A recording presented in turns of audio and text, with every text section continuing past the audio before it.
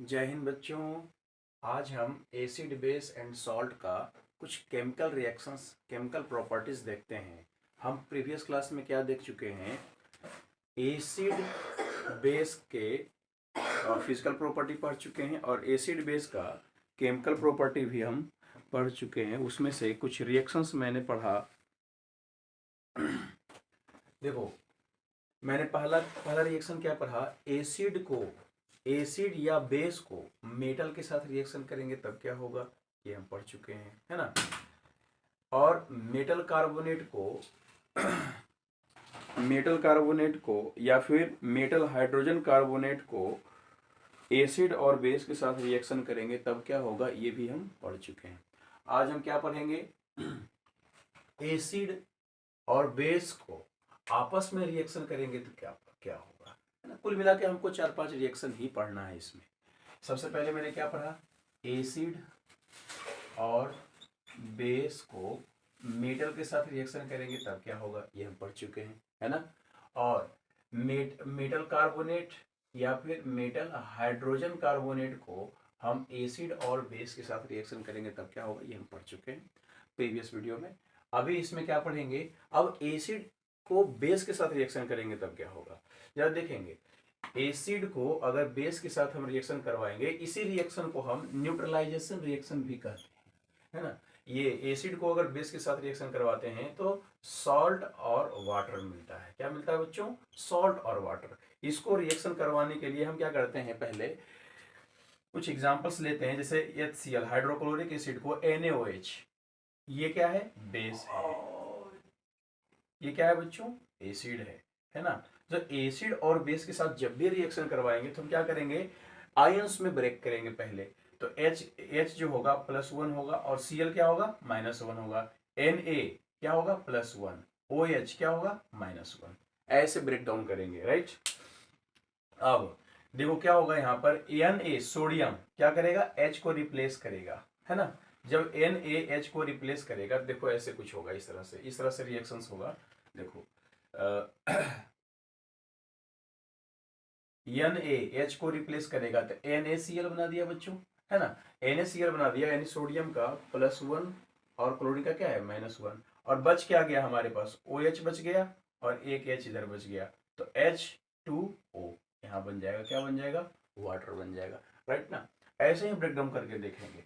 जैसे यहाँ पर देखते हैं क्या, H2SO4 है और NaOH है ना। जब ब्रेक डाउन करेंगे तो SO2 का क्या होता है वैलेंसी बच्चों, -2।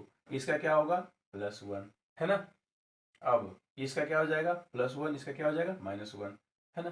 तो अब देखेंगे, देखो यहाँ से Na2 अगर देखा जाए तो सोडियम का वैलेंसी बच्चों +1 होगा और SO4 का वैलेंसी क्या होगा, -2 होगा। अब हम फार्मूला जब बनाते हैं तो ये यहाँ बैठेगा आके, ये यहाँ बैठेगा आके, इसीलिए Na2SO4 फार्मूला बन गया, है ना। इस तरह से रिएक्शन करवाते हैं एसिड को बेस के साथ, राइट ना। अब नेक्स्ट हम पढ़ेंगे इसके बाद का रिएक्शन,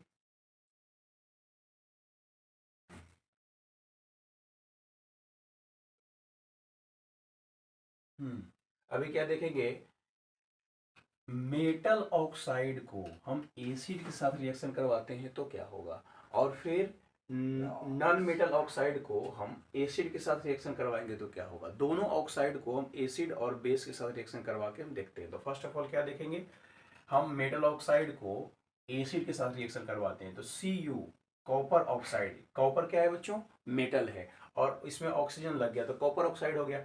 तो जनरली मेटल के जो ऑक्साइड होते हैं उसका नेचर कैसा होता है, बेसिक होता है। और HCl क्या है बच्चों, एसिड है ना। यानी कि फिर क्या हो गया, बेस और एसिड को आपस में रिएक्शन करवा रहे हैं। तो हम अभी जस्ट पढ़े हैं कि एसिड और बेस को रिएक्शन करवाते हैं तो क्या होगा, तो उस रिएक्शन क्या बोलते हैं, न्यूट्रलाइजेशन रिएक्शन। तो ये भी कहलाएगा न्यूट्रलाइजेशन रिएक्शन, काहे से कि Cu क्या हो गया, बेस, और HCl क्या हो गया, एसिड, है ना। तो जब ये रिएक्शन करेगा तो देखो ऐसे होगा, कॉपर का वैलेंसी क्या होता है 2 और क्लोरीन का वैलेंसी क्या होता है 1।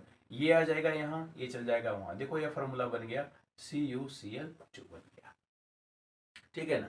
और एक चीज और, मेटल ऑक्साइड को तो मैंने एक एसिड के साथ रिएक्शन करवा दिया।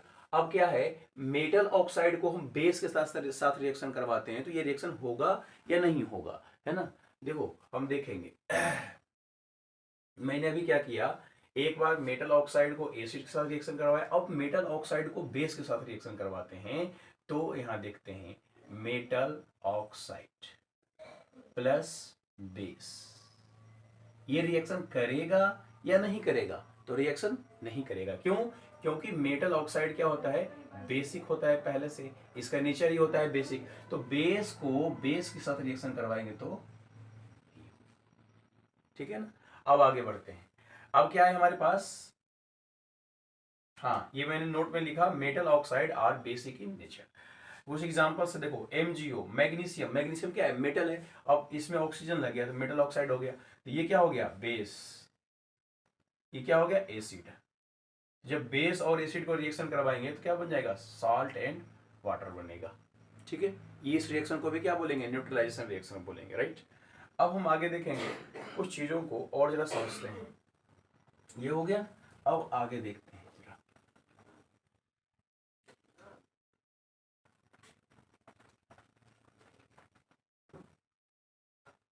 देखो अभी क्या है, रिएक्शन ऑफ नॉन मेटल,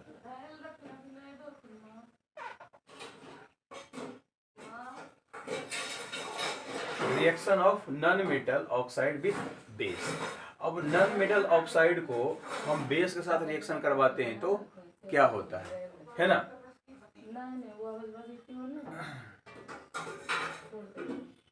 देखो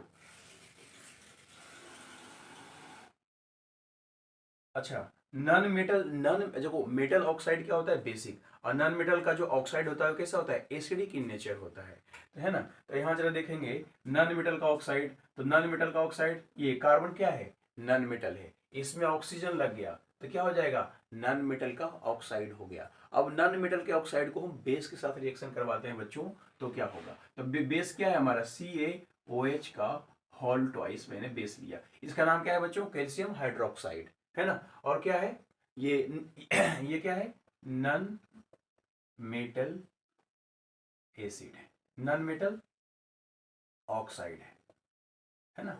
और नॉन मेटल ऑक्साइड किस नेचर का होता है, तो एसिडिक नेचर का होता है, ये एसिडिक नेचर का होता है। और ये क्या हमारा बेस है। तो यहां पर भी हम क्या देख रहे हैं, एसिड को बेस के साथ रिएक्शन कर रहा है, तो ये भी क्या हो गया, न्यूट्रलाइजेशन रिएक्शन। तो ये भी न्यूट्रलाइजेशन रिएक्शन होगा। तो देखो क्या बनता है, जरा देखते हैं यहाँ पर CaCO3 calcium carbonate plus water बनेगा, राइट।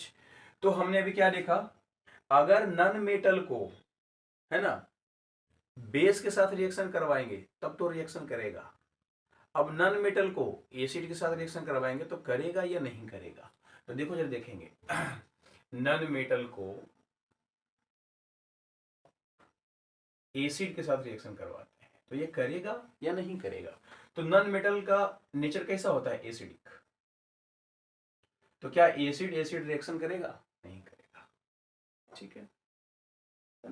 तो यहाँ मैंने कुछ एग्जांपल्स दिया है, नॉन मेटल ऑक्साइड और एसिडिक इन नेचर। कुछ एग्जांपल्स है, कार्बन डाइऑक्साइड, SiO2 Na2O5 है ना, नाइट्रोजन पेंटाऑक्साइड, है ना, इस तरह से कुछ नाम है।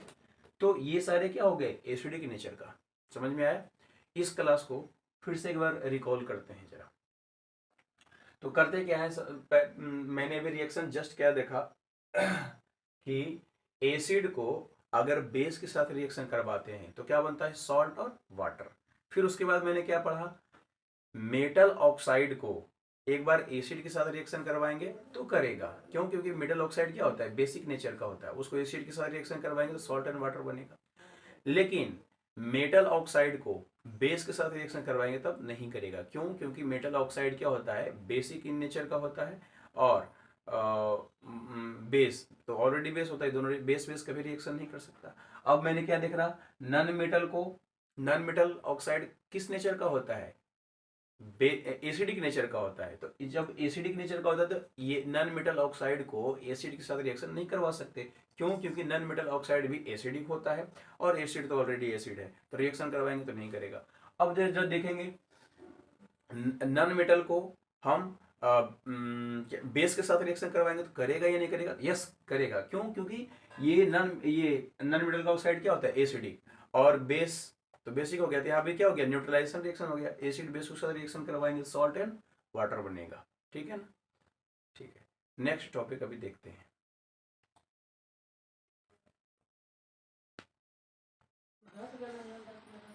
हाँ बच्चों, तो इसमें क्या देखेंगे, process of dissolving acid in water. जब एसिड को पानी में मिलाएंगे या फिर पानी को एसिड में मिलाएंगे, हम क्या करते हैं, तो एक ग्लास, एक बर्तन लिया जिसमें से मैंने HCl ले लिया, ग्लास लिया, और एक और इसमें क्या लिया, H2O ले लिया। अब इसमें एसिड है, इसमें वाटर है, इसमें हम ड्रॉप बाय ड्रॉप जैसा ही इसमें हम पानी मिलाते हैं, एसिड में पानी को जैसा ही हम मिलाते हैं, तो बहुत मात्रा में हीट रिलीज होता है यहाँ से। जैसे यहाँ पर क्या है, हमारे पास HCl है, तो HCl के बीच का जो बॉन्ड बना हुआ है वो क्या करेगा, ब्रेक डाउन होगा, और जब बॉन्ड ब्रेक डाउन होगा तो बहुत ज्यादा हीट रिलीज होगा, और बहुत ज्यादा जब हीट रिलीज होगा तो क्या होगा, ये ग्लास ब्लास्ट कर सकता है ना, और एसिड जहां तहां क्या हो जाएगा, फैल जाएगा। इसीलिए एसिड जब ज्यादा रहेगा तो वाटर इसमें नहीं मिलाते हैं। यहाँ पर रहेगा क्या, कॉन्सेंट्रेटेड एसिड। और यहाँ क्या होगा बच्चों, यहाँ यहाँ पहले मैंने वाटर ले लिया, और वाटर में ड्रॉप टू ड्रॉप एसिड मिलाते हैं, तो इसके रिस्पेक्ट में यहाँ भी हीट रिलीज होगा, लेकिन इसके रिस्पेक्ट में कम हीट रिलीज होगा, है ना। तो आसान क्या होगा, एसिड को एसिड में वाटर ऐसे नहीं मिला सकते, तो वाटर में एसिड ऐसे मिला सकते हैं। करेक्ट तरीका ये है, ठीक है ना, ओके।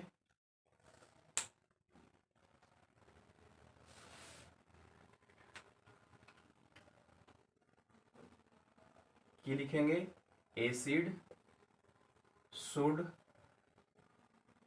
should be added,